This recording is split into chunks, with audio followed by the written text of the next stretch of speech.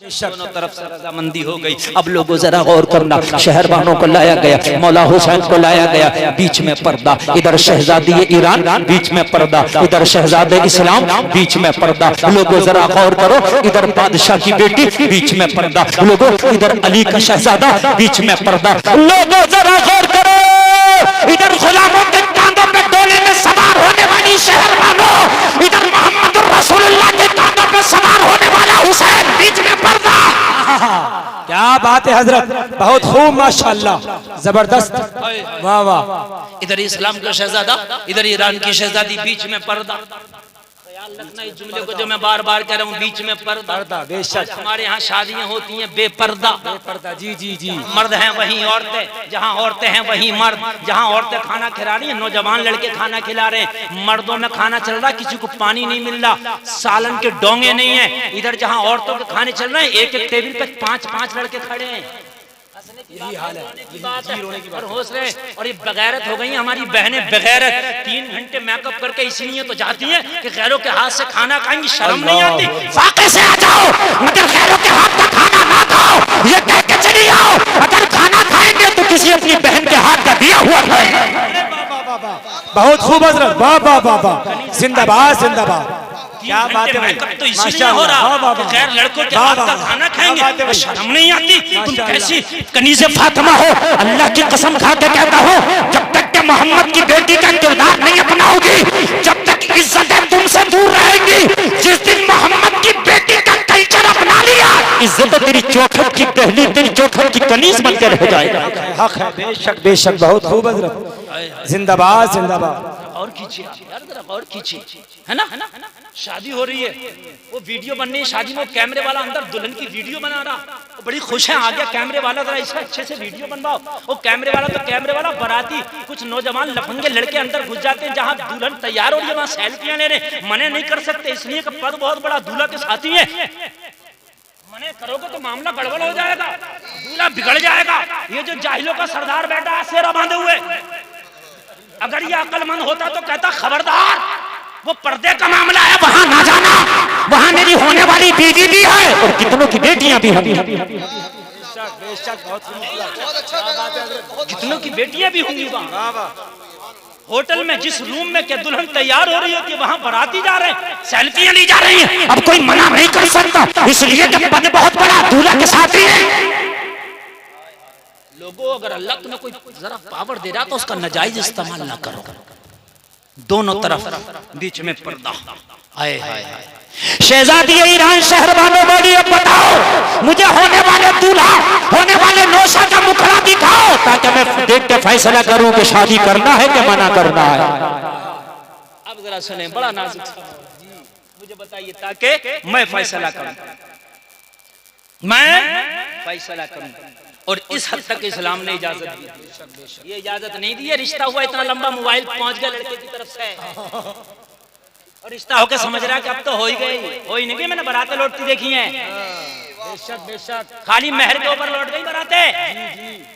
अभी निकाह नहीं हुआ, मंगनी हुई है, मंगनी कोई चीज नहीं है। बेशक, ये जो लंबे लंबे फोन चल रहे हैं मंगनियों में, बातें चल रही है, कह दो हमारे घर की बच्ची जब तक निकाह नहीं हो जाता किसी से बात नहीं करेगी। माशाअल्लाह, बहुत खूब, बहुत अच्छा पैगाम है, जी जी, वाह वाह वाह, क्या बात है हजरत। पापा भी मना नहीं कर सकता, भैया भी मना नहीं कर सकता, इसलिए कि अब तो भाई कच्चा लाइसेंस मिल ही गया। लाइसेंस 2 तरह के हो गए, ड्राइविंग पहले कच्चा मिलता फिर पक्का मिलता है ना, मगर इस कच्चे की कोई औकात नहीं, इसकी कोई औकात नहीं है। जब तक के निकाह नहीं हुआ मंगनी कुछ नहीं। ये तुम्हारी मेरी रस्म है, सिर्फ लेने के डर रहे हैं, समझ रहे हैं आप, जेब ढीली करने के तरीके हैं, बाकी और कुछ नहीं। मंगनी तो फोन पे भी हो जाएगी, भाई तुम्हारी बेटी हमारे बेटे की बात खत्म हो गई।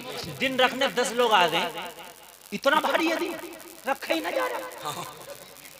10 लोग आ रहे हैं दिन रखने, और फिर हट गया तो फिर 10 लोग आ रहे हैं, कितना भारी हो गया दिन। मैं गलत तो नहीं कह रहा हूँ, 10 तो कम बता दिए, 75 50 आ रहे खाली दिन रखने में। पता नहीं कितना भारी है कि उठा कर रखा, दिन रखा जा रहा है। अल्लाह अल्लाह, लोगों खाली की जितना आसान करो निकाह को इतना बेहतर था। शहजादी ईरान का एक नजर देखना चाहते हैं, जरा सुनिए, एक नजर देखना चाहते हैं फिर फैसला करेंगे।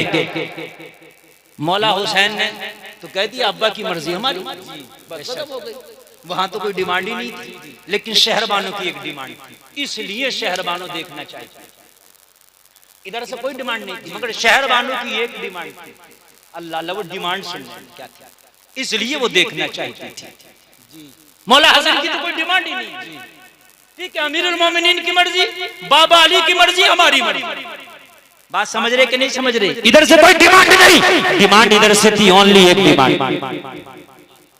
वो क्या थी? वो ये थी कि शादी मर्जी की होगी, हम चाहेंगे तो होगी, हमें पसंद नहीं होगा तो नहीं होगी। हमने तो हजारों को ठुकरा दिया भाई, सैकड़ों को ठुकरा दिया। जब पर्दा हटा, जब जलवा दिखा, मौला हुसैन के चेहरे पे नजर पड़ी। राइटर लिखता है शहरबानों मचल गई, मचल के कहती है उमर, ये चेहरा जो तूने मेरे सामने अभी खड़ा कर दिया है, उसी चेहरे को मैंने बार बार ख्वाब में देखा है। कोई दिखाने वाला मुझे ख्वाब में दिखाता है और बार बार यही बताता है, शहरबानों तेरा शौहर यही होगा, तेरा शौहर यही होगा।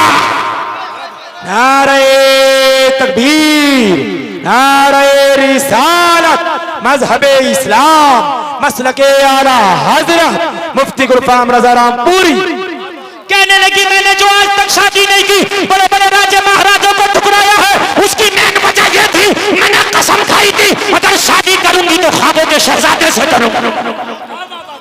वाह वाह वाह माशाअल्लाह। मैंने शादी करना तो ख्वाबों के शहजादे से करना है, इसलिए मुझे इस चेहरे की तलाश थी जो ईरान की शहजादी बनकर न मेरी मंजिल मिल सकी, वो मदीने की कैदी बनकर मिल गई। मौला अली ने निकाह पढ़ाया, उमर ने मेहर की रकम अदा कर दी। सुभान अल्लाह यार, जरा और जोर से कह दो ना सुभान अल्लाह। हाय हाय हाय, यही शहरबानो हैं जो करबला में साथ गई है, यही शहरबानो हैं जो करबला में हुसैन ने 3 निकाह फरमाए मौला हुसैन ने, उनमें एक बीबी शहरबानो। तवज्जो फरमाए, तवज्जो फरमाए, शहरबानो करबला में है, अब बस में चल गया, वहीं पहुंच गया, डायरेक्ट वहीं पहुंच गया। जरा ये रिश्ता बताना जरूरी है ना। जब करबला में हुसैन पहुंचे तो एक बात और बता दूं, कुछ लोग कहते हैं कि हुसैन तख्त के लिए गया, ताज के लिए, गलत। जब करबला के लिए हुसैन निकले, बल्कि कूफा के लिए निकले थे हुसैन। कहां के लिए निकले थे हुसैन? कूफा के लिए निकले थे। तो यही का जो राजा जिसके घर में बड़ी बहन थी मेहरबानो, इसने खत लिखा 10,000 ब्राह्मण को लिया और कहा ये मेरा खत हुसैन इब्ने अली की बारगाह में ले जाओ। 10,000 को लेके भेजा, और क्या लिखा था खत में? हुसैन कूफा ना जाओ, वहां के लोग बेवफा हैं, तुम्हारे बाबा अली को शहीद किया था, तुम यहाँ आ जाओ, मैं बात अपना तख्त-ओ-ताज आपके कदमों में समर्पण करके मैं आपका सेवक बन जाऊंगा। वाह वाह वाह, बहुत खूब। तो ताज चाहिए होता तो यहाँ हिंदुस्तान आ जाते, आपको तख्त ताज नहीं मुस्तफा की शरीयत की लाज रखना था। बेशक बेशक हक है। वही शहरबानो करबला में साथ लोगों शहादतें हुई, गले कटे, खेमे को आग लगाई गई। अब आए मैं कहना शहादत किसी की मैं कोई टच नहीं करूंगा, इंशाअल्लाह जो मैंने वादा किया उस पर चलूंगा। बड़ा अजीब मंजर है, लोग करबला के हद तक बड़ा दर्दनाक वाकया समझते हैं, लेकिन जहां तक तारीखों में मैंने पढ़ा है, करबला के बाद भी जुल्म और सितम की आंधियां बराबर चली। खुदा की कसम, यजीदी जुल्म और सितम बंद नहीं हुआ, जरा सुनोगे तो पता चलेगा। जब सबकी शहादतें हुई, जालिमों ने खेमों को आग लगा के सैयदानियों को खेमों से बाहर खड़ा कर दिया। आज कौन खेमों से बाहर खड़ी है? कि जिनके पर्दे का एहतराम चांद सूरज भी करते हैं, जिनकी चादर तकहीर को आज तक किसी घर में नहीं देखा, आज वो खेमों से बाहर खड़ी है। जरा कलेजे में हाथ रख के फैसला करो तो फातिमा के ऊपर क्या बीत रही होगी जब फातिमा की शहजादियां लोगों करबला के रेगिस्तानों पर खेमों से बाहर कर दी गई होंगी। और फातिमा जो शोहर अली से कह रही है, जनाजा भी जब उठे कि जब रात तारीख चादर को फैला दे, मैं नहीं चाहती कि मेरे जनाजे पर भी किसी की गैर की नजर पड़े। आज उनकी बेटियों को करबला के अंदर खेमों से बाहर कर दिया गया। मौर्रिख लिखता है कि यहीं पर जुल्म की आंधी न रुकी। सैयदा सकीना की उम्र 4 साल से 7 तक बताई जाती है। 4 मान लो, 5 मान लो, 6 मान लो, ये बचपने की उम्र होती है, खिलौनों से खेलने की उम्र होती है। इस उम्र में सैयदा सकीना के पैर में बेड़ियां डाली। एक सैयद का बयान है कि हाथ सकीना के इतनी जोर से रस्सियों से बांधे थे, 200 साल के बाद सकीना की कब्र खुली तो वो रस्सियों के निशान 200 साल के बाद भी सकीना की कलाइयों पे देखे गए थे।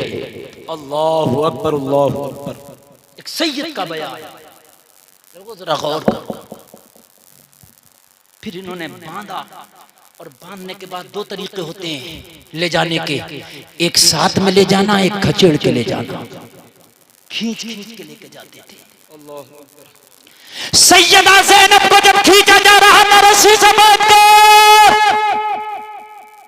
हुसैन के गर्दन कटे लाशे पे सैयदा ज़ैनब की निगाह पड़ गई। सर तो जुदा कर लिया था, लेकिन पूरा लाशा जमीन पर पड़ा था, लाशा इमाम।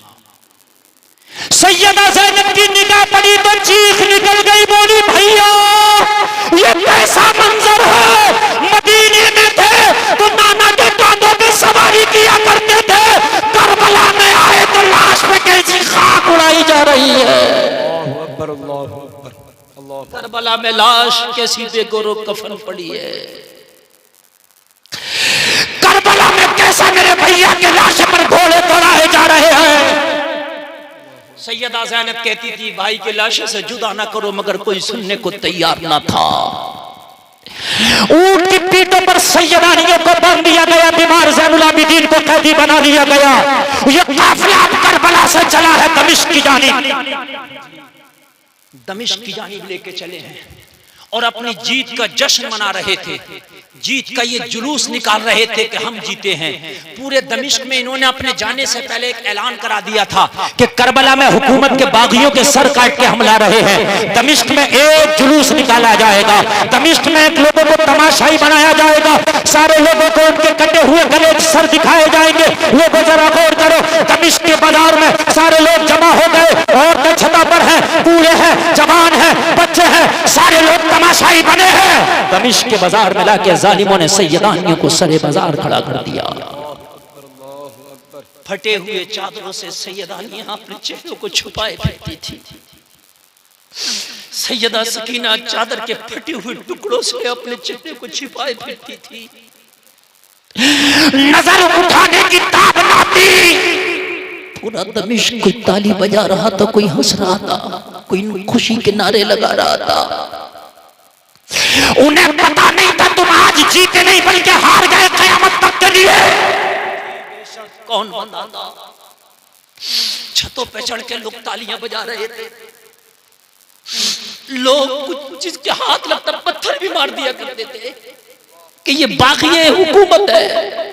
पत्थर भी, नबी की बेटियों के पत्थर मारे गए दमिश्क की बाजार में, पत्थर जैसे कोई पागलों के मारता है।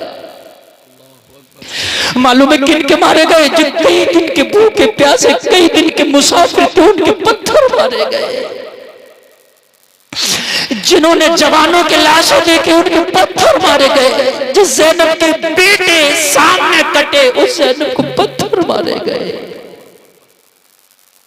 ख्याल करना, सगी बहन है हुसैन की, फातिमा की सगी बेटी ज़ैनब, अली की बेटी ज़ैनब खड़ी है सरे बाजार।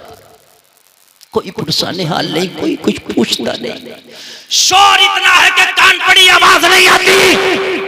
सर नेजों पर बुलंद है, सर कटे हुए नेजों पर बुलंद है। जुलूस निकाला जा रहा है कि जीते हैं, जीते हैं। इतने में सैयदा ज़ैनब की बारगाह में एक छोटा सा बच्चा आके खड़ा था। सैयदा ज़ैनब ने बच्चे की तरफ देखा तो हाथ में कपड़े का थैला था। कहा बेटा इस थैले में क्या है? कहा बीबी इसमें कुछ खाने के सामान है, इसमें कुछ रोटी के सूखे टुकड़े हैं जो तेरे बच्चों के लिए लाया हूं, खा ले। सैयदा ज़ैनब ने फरमाया बेटा ये रोटी के टुकड़े बाद में खिलाना, ये रोटी का थैला, खाने का थैला हमारे हाथ में बाद में थमाना। जिसने ये खाना भेजा है पहले उसे लाके एक बार मुलाकात तो करा दे। इन गद्दारों में कौन वफादार निकल आया? जहाँ सब पत्थर मारते हैं खाना भेजने वाला कौन है? जहाँ सब तालियां बजाते हैं वहाँ हमारा ख्याल करने वाला कौन है? बेटा तेरी बड़ी मेहरबानी होगी अगर उससे भी मुलाकात करा दे जिसने खाना भेजा है। अब जरा सुन यार, अगर जिगरा रखते हो तो। लोगों बच्चा बड़ा फुर्तीला था, वो बड़ा शोर मच रहा था, बड़ी भीड़ भाड़ थी, वो लोगों को चीड़ता हुआ अपने हदफ की तरफ बढ़ा। थोड़ी देर के बाद जब बच्चा वापस आया, सैयदा ज़ैनब की बारगाह में बच्चा खड़ा था। बच्चे के हाथ में एक 80 साल की बूढ़ी औरत का हाथ था और सैयदा ज़ैनब के हाथ में बूढ़ी औरत का हाथ दे के बोला, बीबी यही बूढ़ी औरत है जिसने खाने का सामान भेजा है। जिसकी भवें सफेद थी, जिसके बाल सफेद थे बुढ़ापे की वजह से, जिसकी कमर झुक गई थी। सैयदा ज़ैनब ने फरमाया, बूढ़ी माई के तूने हमें पहचान लिया, हम कौन हैं? कहा, बेटी मैं तो महल्ले के बच्चों को नहीं पहचान पाती, मेरी नजर बहुत कमजोर है, तुझे क्या पहचानूंगी? तो कहा, जहां सब ताली बजा रहे थे तूने भी बजा लिया होता, जहां सब पत्थर मार रहे थे तो पत्थर तूने भी मार लिया होता, तूने क्यों खाना भेजा? जब तू पहचानती नहीं तो खाना क्यों भेजा? जिन्होंने पहचाना है उन्होंने तो हमारे गले काटे हैं, जिन्होंने पहचाना उन्होंने तो हमारे खेमों को आग लगाई है, जिन्होंने पहचाना उन्होंने हमारे बच्चों को बेड़ियों में कैद किया है, तूने तो पहचाना भी नहीं, तुझसे निश्चित हुआ क्या था? कहने लगी, बेटी बात बस इतनी सी है, मैं अपने छत के बाला, मैं अपने घर के बाला खाने पर खड़ी थी, मैं अपने घर की छत पर खड़ी थी, मुझे धुंधला धुंधला सा नजर आया कि तुझे ऊंटों की पीठ पे तेरे बच्चों को बांधा गया है। मैंने अंदाजा लगा लिया, हो ना हो ये जंगी कैदी है, इन्हें कैदी बनाया गया है। इतना जब मैंने देखा तो मुझे मखदूमा की वसीयत याद आ गई। मेरी मखदूमा ने मुझे एक वसीयत की थी कि जिंदगी में कभी किसी कैदी को देखो तो खाना जरूर खिला देना। बस मैं अपनी मखदूमा के इस जुमले पे ऐसा अमल करती हूँ कि जब भी किसी कैदी को देखती हूँ तो चाहे बूढ़ी हूँ ना चल सकूं, बच्चों के जरिए उस तक खाना पहुंचाती हो। बेटी जब मैंने तुझे कैद में देखा तो रहा ना गया, घर में जितना भी खाने का सामान था सब थैले में इकट्ठा करके भेज दिया। सैयदा ज़ैनब ने फरमाया, बूढ़ी तेरी मखदूमा की वसीयत इतनी अच्छी है, तेरी मखदूमा कितनी अच्छी होगी? तेरी मखदूमा की वसीयत इतनी अच्छी है, तेरी मखदूमा कितनी अच्छी होगी? ओ बूढ़ी औरत, तू अपनी मखदूमा का नाम ना बता दे, तेरी मखदूमा का नाम क्या था? लोगों अगर कलेजा रखते हो तो दिल के कानों से सुनना। 80 साल की बूढ़ी औरत दमिश्क के बाजार में सैयदा ज़ैनब की बारगाह में खड़ी होकर कह रही थी, बेटी मेरी मखदूमा का नाम है फातिमातुज़ ज़हरा। बेशक बेशक, फातिमा बिनते रसूल मेरी मखदूमा। यार कितना नाजुक सा मोड़ होगा। और ये ज़ैनब कौन है? फातिमा की बेटी। और इससे नाजुक मोड़ बताओ। कहने लगी, बूढ़ी माई फिर तेरा नाम क्या है? कहने लगी, बेटी मेरा नाम फिजा है। और ये फिजा हजरत फातिमा की सबसे खास कनीज़ों में है। बेशक बेशक। और बता दूं ये फिजा वही है, इन्हीं के हाथों में हजरत ज़ैनब का बचपना गुजरा था, इन्हीं के हाथों में हसन का बचपना गुजरा था, इन्हीं के हाथों में हुसैन का बचपना गुजरा था। इन्होंने ज़ैनब के झूले झुलाए थे, इन्होंने हसन को लुकने खिलाए थे, इन्होंने हुसैन को उंगलियां पकड़ के लोरियां सुनाई थी। यही सैयदा फिजा है कि इनके हाथों में हजरत ज़ैनब का बचपना गुजरा था। तुम कहोगे फिर पहचान क्यों ना सके? बिछड़े हुए 40-50 साल का जमाना गुजर गया था, कौन किसे पहचाने मिया? पहचाने मिया। जब मदीना छोड़ा था इस फिजा ने तो सैयदा ज़ैनब का बचपना था, हुसैन का बचपना था। आज जब मुलाकात हो रही है तो हुसैन की उम्र 56 साल कुछ माह की है। अल्लाह कौन पहचाने? सैयदा ज़ैनब ने पहचान लिया, ये माँ की वही कनीज है, मेरी माँ की वही खातमा है कि जो बचपन में हमें कभी नहलाया करती थी, कभी धुलाया करती थी। सैयदा ज़ैनब के दिल में आया कि इसे बता दूं कि मैं कौन हूं। मगर अली की बेटी चुप कर गई, नहीं बताएंगे। इसलिए कि आज बहुत साल के बाद मुलाकात हुई, अगर इसको बता दिया तो बड़ी तकलीफ होगी, और हम तकलीफ देने नहीं आए, हम तो जमाने वालों की तकलीफ उनसे उठाने आए। नहीं बताया, चुप कर गई। मुंह तक आ गई बात, लेकिन नहीं बताया, चुप कर गई। कहने लगी बूढ़ी माई, तेरा काम बड़ा अच्छा, दिल चाहता है कि तुझे इतना इनाम दें कि तेरा दामन भर दें, मगर जालिमों ने खेमों को आग लगा दी, जो मालो मता था छीन लिया, बच्चियों के कानों से बालियां तक नोचनी, हाथ में कुछ नहीं।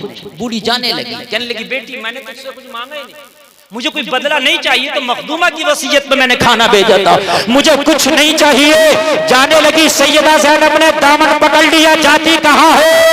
अपने दर के सवारी को खाली हाथ भेजना ये हमारी परंपरा नहीं है। हम उस घराने से ताल्लुक रखते हैं कि आने वाला खाली हाथ जाता है, झोली भर के जाता है। माशाअल्लाह, नारे तकबीर, नारे रिसालत, मजहबे इस्लाम, मसलके आला हजरत शहीद आजम कॉन्फ्रेंस मुफ्ती गुलफाम रजा रामपुरी। आने वाला खाली हाथ आता है, झोली भर कर जाता है।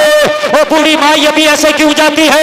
हमारे घर की ये परंपरा नहीं है, हम जाएंगे तो कुछ दे के भेजेंगे। तो कहने लगी बेटी तेरा तो खैमा जला दिया गया, बेटी तेरी तो बच्चियों के कानों से बालियां नोच ली गई, बेटी तेरी तो चादर को भी टुकड़े किया गया है, अब देने के लिए तेरे पास क्या है? सिर्फ सिसकिया है, भूख है, प्यास है, बेटी तेरे पास देने के लिए क्या है? तेरे बच्चे कैद में है, तेरे पैरों में बेड़ियां है, हाथ रस्सियों में बंधे हैं, मुझे क्या देगी? कुछ नहीं चाहिए। सैयदा ज़ैनब ने कहा पलट के तो दे।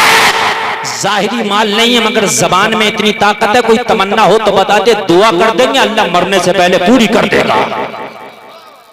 जबानों में इतनी ताकत रखते हैं, जाहिरी माल नहीं है, मगर जबानों में इतनी ताकत रखते हैं, अगर दुआ कर देंगे तो अल्लाह मरने से पहले तेरी तमन्ना पूरी कर देगा।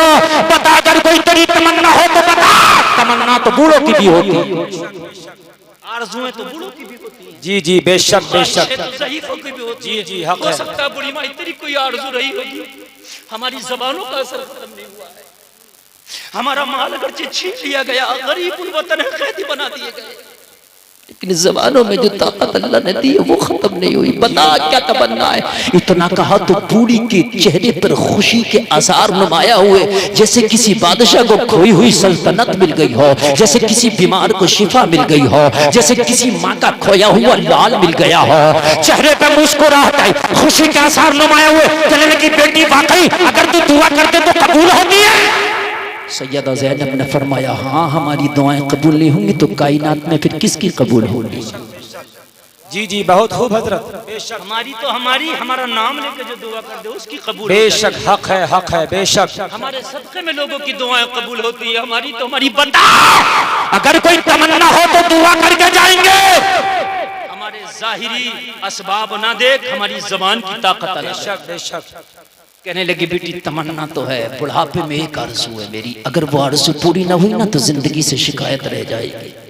अब 80 साल की बूढ़ी औरत की तमन्ना सुनो, बेटी मेरी एक आखिरी ख्वाहिश है, अगर मरने से पहले पूरी हो जाए तो जिंदगी से कोई शिकायत नहीं। सैयदा ज़ैनब ने फरमाया बूढ़ी माई बता तेरी तमन्ना का नाम क्या है, बता तेरी आरज़ू का नाम क्या है, बता तेरी ख्वाहिश का नाम क्या है, बता बता दुआ कर जाएंगे। अरे लोगों, 80 साल की बूढ़ी औरत ने कहा बेटी जब मैंने मदीना छोड़ा था तो मदीने में मेरी मखदूमा के 3 बच्चे थे, एक का नाम ज़ैनब था, एक का नाम हसन था, एक का नाम हुसैन था। ये बच्चे मुझे बड़े प्यारे थे, इन बच्चों से मैं बड़ा प्यार करती थी। मैंने जब से मदीना छोड़ा है इन बच्चों की जियारत नहीं हुई है, इन बच्चों से मुलाकात नहीं हो पाई है। दिल चाहता है कि मरने से पहले एक बार इन बच्चों से मुलाकात हो जाती। अगर तेरी दुआ में तासीर है तो दुआ कर दे, मेरा मौला मरने से पहले इन बच्चों से मेरी मुलाकात करा दे। वाह बाबा बहुत खूब, माशाअल्लाह माशाअल्लाह। नारे तकबीर, बुलंद आवाज से हाथों को उठा के नारे तकबीर, नारे रिसालत, मजहबे इस्लाम, मसलके आला हजरत शहीद आजम कॉन्फ्रेंस।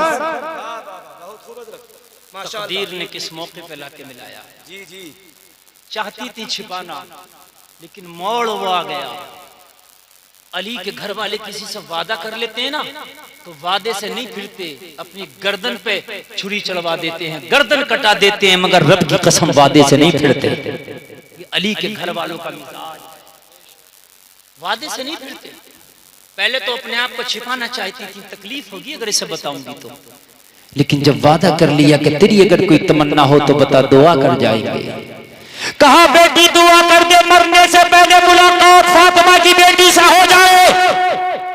अपने सीने पे लिटा के मैं फातिमा की बेटी को लोरियां सुनाती थी।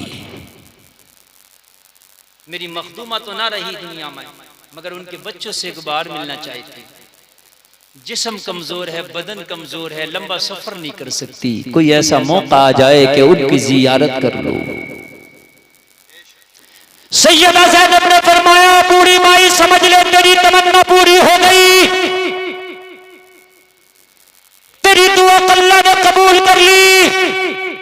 कहा बेटी कैसे, मुझे तो कोई आसार नजर नहीं आते। कहने लगी जो तेरे सामने ये बेड़ियों में कैद फटी हुई चादर के टुकड़े सर पर रखे खड़ी है, कोई और नहीं, तेरी नाजों की पाली तेरी ज़ैनब खड़ी है। कितना नाजुक मोड़, कितना नाजुक मोड़। ज़ैनब देखा, ज़ैनब, हाँ ये ज़ैनब खड़ी है, वही है जिसे तूने कभी झूले झुलाए थे, वही है जिसे तूने कभी लुकड़े खिलाए थे, वही है जिसे तूने उंगलियां पकड़ के फातिमा के आंगन में कभी पैर पैर चलाना सिखाया था, वही ज़ैनब। लेकिन ज़ैनब तेरा ये हाल, तू शहजादी इस्लाम तेरा ये हाल, हाँ न्योता दे के बुलाया और आज हमारे साथ ये हाल किया है।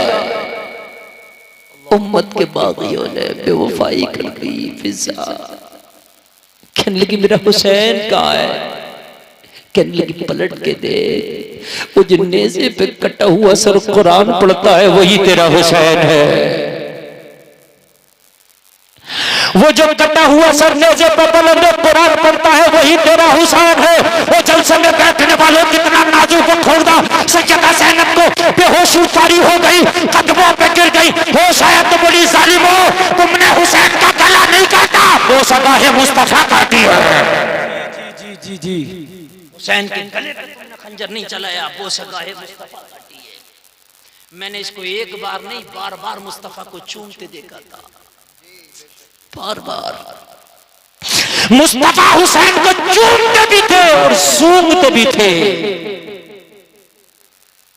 कहने लगी ज़ैनब मुझे अपने साथ ले ले, मुझे कुछ नहीं चाहिए, बस तेरा दीदार हो गया, मुझे सब कुछ मिल गया। कहाँ जाती है? कहने लगे ये कैदी बना के यजीद के दरबार में लेके चले हैं, अब पता नहीं यजीद हमारे साथ क्या मामला करेगा। कहने लगी बेटी ज़ैनब यजीद के दरबार में फिजा भी जाएगी, अगर सर काटने का ऑर्डर होगा उसकी तरफ तो सबसे पहले मेरा बूढ़ा सर कटेगा, बाद में तेरे ऊपर आंच आने दी जाएगी। सैयदा ज़ैनब के साथ हजरत फिजा आगे आगे यजीद के दरबार में काफिला लोगों लुटा हुआ काफिला हाजिर किया गया, यजीद के दरबार में पेश किया गया करबला के मुसाफिरों को। यजीद इस वक्त तकब्बुर के तख्त पर बैठा था। यजीद ने कहा जल्दी से कैदियों को मेरे दरबार में पेश करो, इनका मामला फिनिश करना चाहता हूं, ये किताब बंद करना चाहता हूं, ये मुकदमा यही क्लोज करना चाहता हूं, करबला के कैदियों को मेरे सामने पेश किया जाए। लफ्ज़ कैदी जब हजरत फिजा ने सुना जलाल में आ गई, बुढ़ापे की वजह से कमर झुक गई थी, लोगों कमर सीधी करके खड़ी हो गई। यजीद की आंखों में आंखें डाल के बोली ओ जालिम, होश की दबा कर, जिन्हें तू कैदी कहता है ये कैदी नहीं दुनिया और जन्नत के मालिक है। बेशक हक है, हक। हौज़े कौसर पे इनके नाना का कब्जा है, जन्नत के दरख्तों के पत्ते पत्ते पर इनके नाने का नाम लिखा है। ओ जालिम होश की दबा कर, कैदी नहीं है, ये दुनिया के भी मालिक है और आखिरत, बेशक हक है, जिसे चाहे जन्नत दिला देंगे। यजीद तो तकब्बुर के तख्त पर बैठा था। यजीद ने कहा ये बूढ़ी कौन है, इसकी जबान खींच ली जाए, इसकी हिम्मत के मेरे दरबार में आवाज के साथ बोली, इसका सर कलम करके इसकी आवाज बंद की जाए। एक फौजी आगे बढ़ा, यजीद का तलवार निकाली फिजा का सर कलम करने के लिए। एक तलवार निकली सर कलम करने के लिए और कम से कम कई सौ तलवारें निकली उसके दरबार में फिजा के सर को रोकने के लिए। एक तलवार निकली सर उड़ाने के लिए, कई सौ तलवारें निकली सर बचाने के लिए। अब यहां पर आप सोच रहे हो कि शायद कोई हुसैनी था, नहीं, कोई हुसैनी नहीं। जो सर काटने के लिए तलवार निकली थी वो भी यजीदी थी, और जो सर को रोकने के लिए तलवार निकली थी वो भी यजीदी थी। जी, दोनों यजीद, हुसैनी कोई नहीं। फिर कहोगे फिर सर को रोकने के लिए क्यों निकली तलवार? वजह ये थी, फिजा की पैदाइश मुल्क हबशा की। कहां की थी? मुल्क हबशा। जवानी भर हजरत फातिमा की खिदमत की, बुढ़ापे में दमिश्क आ गई थी। इतनी सी कहानी थी फिजा की। जो यजीद की फौज में कुछ फौजी थे वो हबशा के भी थे। उन्हें पता था ये जो बूढ़ी है ना ये हबशा की बेटी है, उन्हें ये पता था। और कहते ना अपने वतन का कुत्ता भी अजीज होता है। बस इन्होंने यजीद की मुखालफत में तलवारें निकाली, कहा तुझसे तनख्वाह लेते हैं, तेरे दिए हुए टुकड़ों पे पलते हैं, तेरी तनख्वाह से हमारे घर चलते हैं। ये बात बिल्कुल सही है, दुरुस्त है, मगर मुल्क की गैरत को बेच के नहीं खाया। ये हबशा की बेटी है और हम हबशा के बेटे हैं। अगर हबशा की बेटी की इज्जत पे किसी ने हाथ डाली तो तेरी ईंट से ईंट बजा देंगे, भूल जाएंगे तुझसे तनख्वाह लेते हैं। लोगों जब इतना जुमला उनका कहना था, सैयदा ज़ैनब ने मदीनतुर रसूल की जानिब रुख किया, हाथ उठाए और हाथ उठा के आंखों में आंच के कहने लगी, नाना जान, हबशा की बेटी की इज्जत की बात आई तो सैकड़ों तलवारें हिफाजत के लिए मैदान से बाहर निकल आई। आज तुम्हारी बेटियों की इज्जत की हिफाजत के लिए कोई तलवार नहीं। कैसा नाजुक मोड़ होगा, जरा गौर करें, कैसा नाजुक मोड़ होगा। कोई तलवार नहीं तुम्हारी बेटियों की इज्जत की हिफाजत करती, बल्कि एक लिखने वाला तो यहां तक लिखता है, अल्लाह करे कि ये उसका लिखना सही ना हो। मैं तो कहता हूं सैयदा सकीना खड़ी हैं, उम्र कितनी है? मुश्किल से 7 साल। एक जालिम शामी बदमाश कहिए शराबी खड़ा था, कहने लगा ये बच्ची को मुझे दे दे यजीद, मैं इसे अपनी हविश का शिकार बनाना चाहता हूँ। माज़अल्लाह, अस्तगफिरुल्लाह, अस्तगफिरुल्लाह, माज़अल्लाह सदबार। कोई दिल जो सुन सकता है? पूरी दुनिया, पूरी कायनात की बेटियों को अगर इज्जत दी है तो फातिमा के बाबा ने दी है। आज उनकी बेटियों पर किस नजर से नजरें डाली जा रही है। सैयदा ज़ैनब ने खुतबा दिया यजीद के दरबार में, ज़ालिमों, मैं अली की बेटी खड़ी हूं। जानते हो कायनात में नबी से करीब हमसे ज्यादा कोई नहीं है। यजीद जिसके लबों पे छड़ियां मारता है, ये वो लब है जिसे मुस्तफा चूमा करते थे। यजीद के दरबार में जब तश्त में हुसैन का सर पेश किया गया तो इसने लबे हुसैन पे छड़ी मारी और कहा था तेरा बाबा बहुत बोलता था मौला ज़ैनुल आबिदीन से, बहुत बोलता था। सैयदा ज़ैनब ने खुतबा दिया तो जबान ज़ैनब की थी, मगर खुदा की कसम जलाल अली का था। जब खुतबा दे रही तो लग रहा था कि इसका दरबार की जमीन फट जाएगी, यजीद का तख्त धंस जाएगा।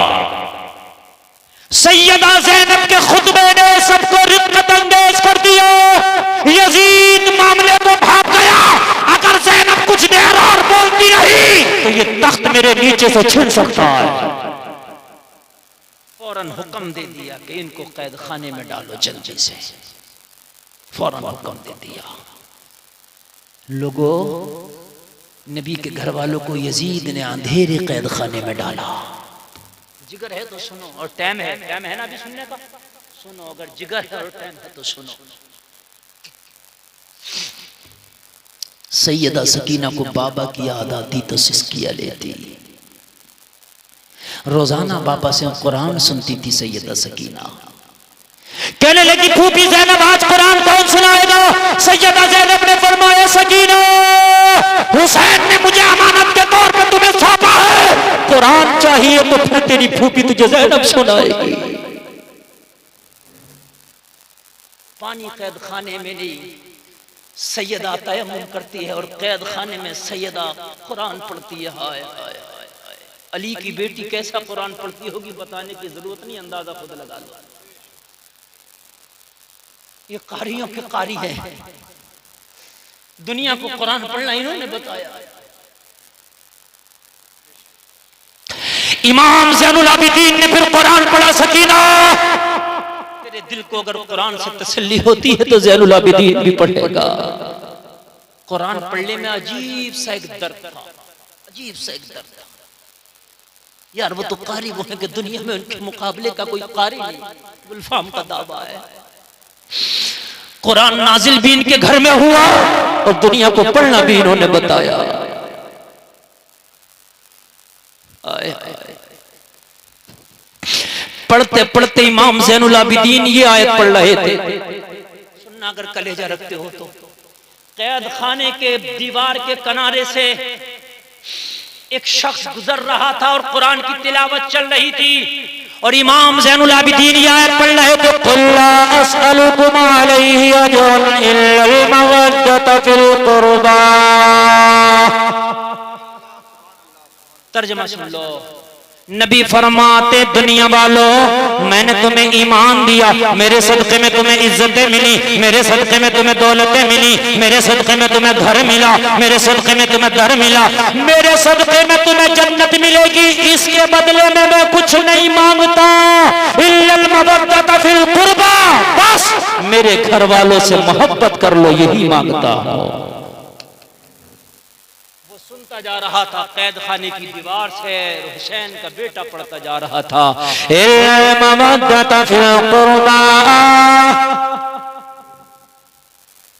ये मोहब्बत तो करता ही था हुसैन से, मगर यार ये आयत सुनी ना तो तर्जमा तो वो लोग जानते ही थे, अरबी उनकी जबान थी, मचल गया।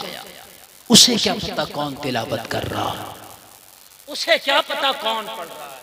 कुछ बच्चों की सिसकियों की आवाज आई, इसलिए कि जब वो ये कह रहे थे कि नबी के घर वालों से मोहब्बत करो तो बच्चों के जहन में था आज उम्मत कैसी मोहब्बत कर रही है कि अंधेरे कैद खाने में डाल रखा है।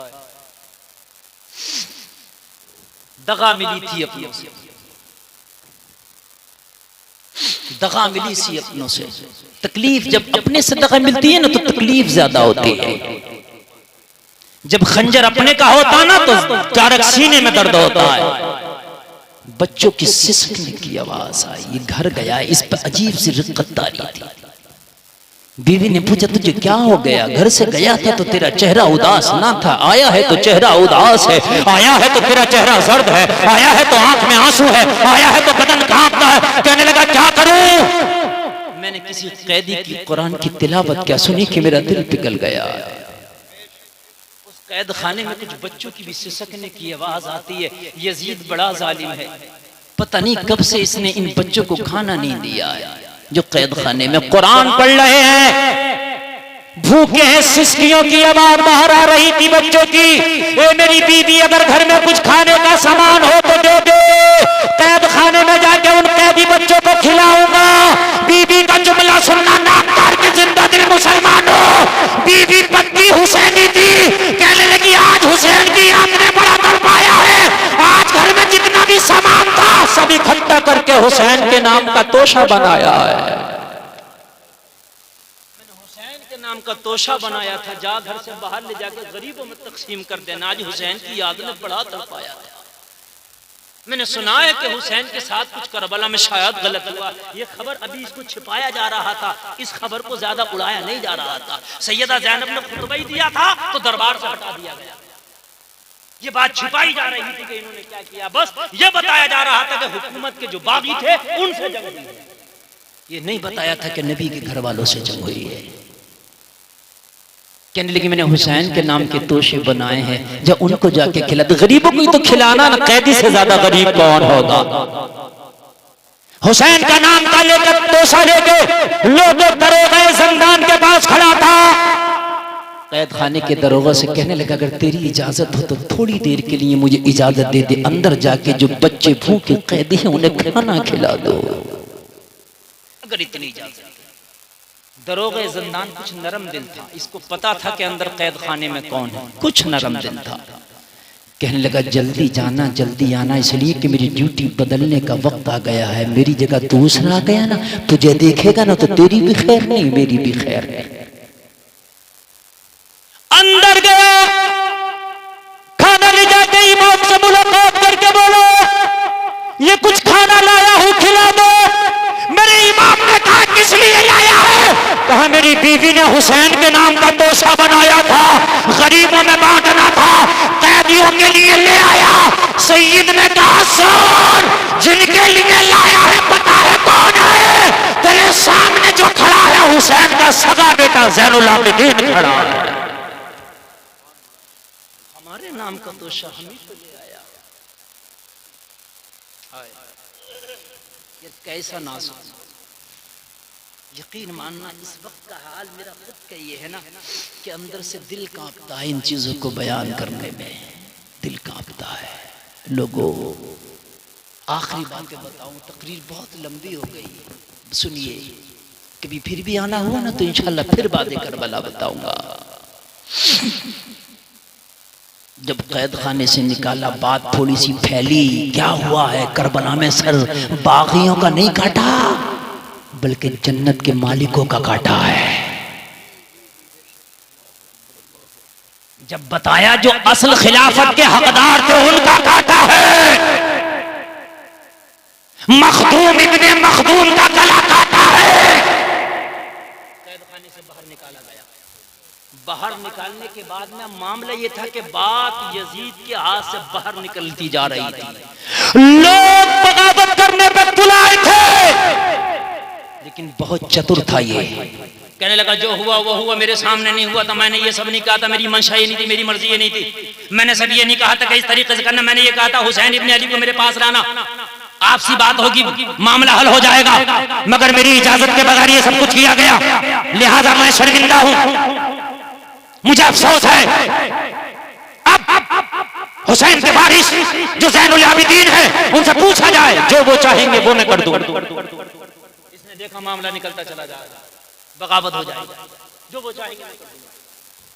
सैयद से पूछा गया अगर अब आपकी कोई चाह तो जो हुआ वो हुआ, अब बताओ अगर कोई चाह। सैयद ने फरमाया हमने तख्त तो कभी चाहिए ही, हुकूमत के तो हम कभी हमें न तमा ही नहीं रखा था, अगर अब भी कुछ चाहते हैं तो मेरी 3 शर्तें हैं। सैयद ने 3 शर्तें रखी। सुनना चाहते हो, नींद तो नहीं आ रही ना? 3 शर्तें हैं सैयद ने रखी। मेरी पहली शर्त ये है मेरे अहले खाना जो करबला में बेगोरो कफन पड़े हैं उन्हें दफन करने की मुझे इजाजत दी जाए। दूसरी बात, जुमे का खुतबा मैं खुद पढ़ूंगा। दूसरी शर्त। और तीसरी शर्त यह है कि मेरे साथ सैयदानियां इज्जत के साथ हमें मदीने जाने दिया जाए और मुझे कुछ नहीं चाहिए, न मुआवजा चाहिए, न मुझे यहां बदला चाहिए, न मुझे यजीद का तख्त चाहिए। हमें तो बुलाया था, 300 से ज्यादा खुतूत आए थे, वो खुतूत अब तक बाकी थे इमाम ज़ैनुल आबिदीन के पास का, हमें तो ये लेके भेजा गया था, हमें तो नबी की मोहब्बत के वास्ते दिए गए थे। तभी तो कहा था अरे कूफा वालों मुसाफिर न समझो, मैं आया नहीं हूं, बुलाया गया हूं।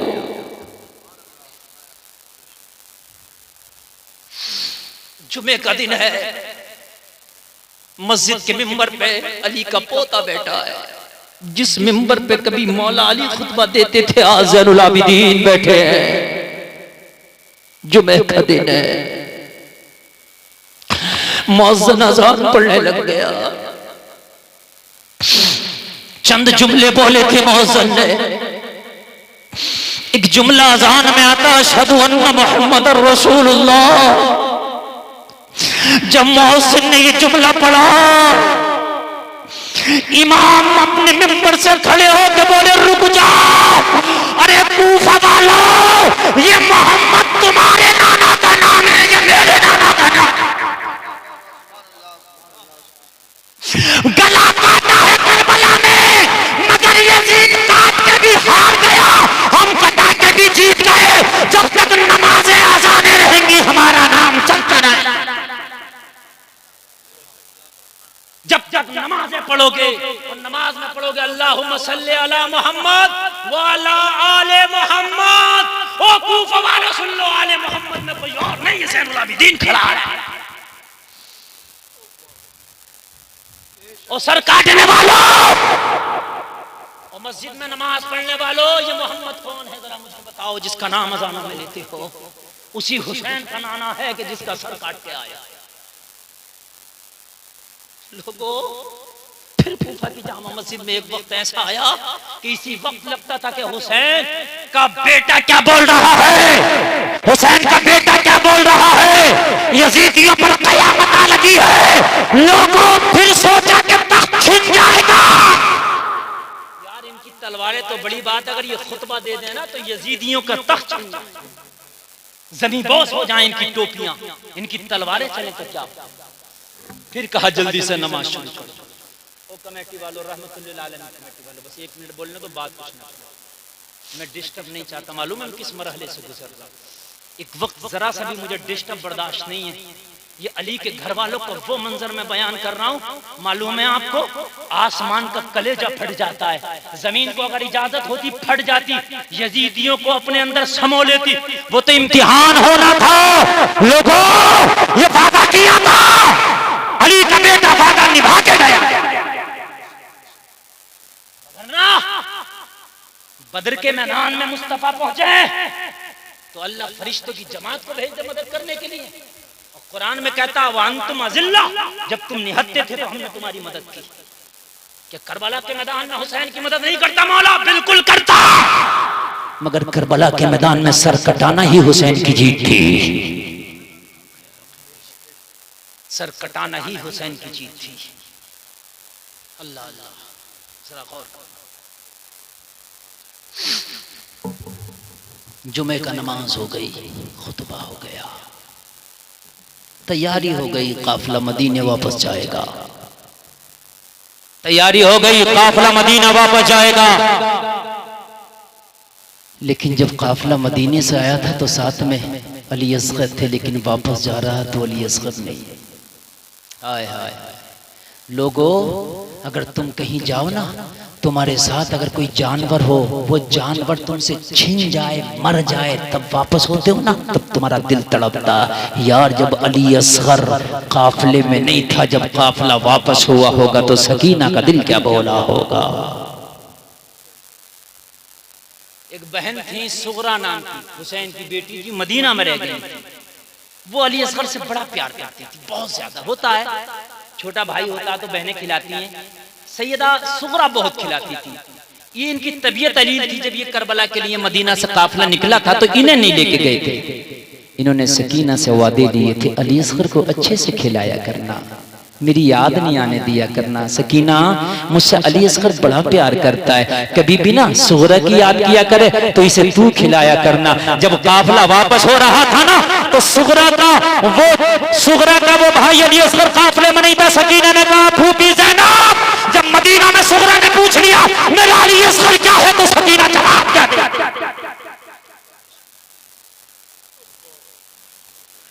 सकीना जवाब क्या देगी? बड़े मरहले थे। किसी का बच्चा तुम ले जाओ ना और वो बच्चा तुमसे गायब हो जाए ना, गांव में मुंह नहीं दिखाते यार, उसके बाप को जवाब क्या दूंगा।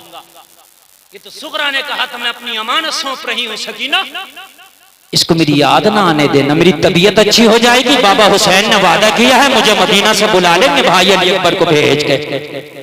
मगर अली अकबर को भेजने का मौका ही कहाँ आया। मदीने गया तो अली अकबर ने गया, अली अकबर की शहादत की खबर गई थी। खंजर चले किसी पे तड़पते हैं हम अमीर, सारे जहां का दर्द हमारे जिगर में है। वो हुसैन जिसने छिड़क के खून चमने वफा को हरा किया,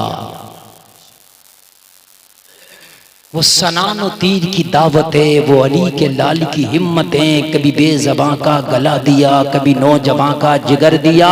वो चमन अपना लुटा गए कि बहार दीन खुदा रहे, न जमा जो रंग बहार से तो लहू भी अपना मिला दिया।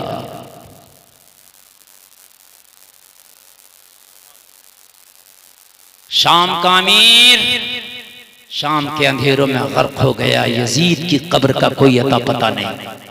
फिर कभी मौका मिला तो यजीद पर मैं गुफ्तगू करूंगा, बहुत लंबी मेरी तकरीर हो गई। शाम का अमीर, उसकी कब्र का कोई अता पता नहीं। हुसैन आज भी मुसलमानों के सीनों में जिंदा है। इस महफिल में हुसैन जिंदा है। जब तक ये दुनिया का निजाम चलेगा, जब तक हुसैन का और हुसैन के नाना का जिक्र चलेगा। हक है, बेशक हक है। अल्लाह से तौबा करते हैं, कहने सुनने में कोई खता हुई हो मौला माफ फरमाए। कलमा शरीफ पढ़ें, ला इलाहा इल्लल्लाह मुहम्मदुर रसूलुल्लाह, इस्लाम जिंदाबाद, व मा अलैना इल्लल बलाग।